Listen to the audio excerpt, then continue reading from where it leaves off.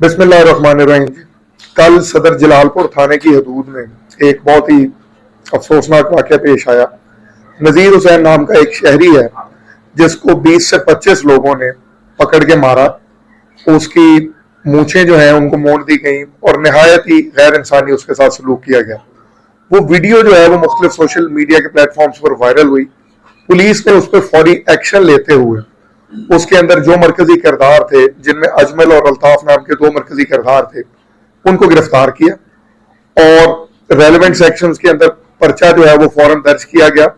और ये इस चीज का क्लियर कट पैगाम था और इस चीज का सबूत दिया गया कि इस किस्म का कोई भी वाकया जो है वो पुलिस किसी भी तौर पर बर्दाश्त नहीं करेगी।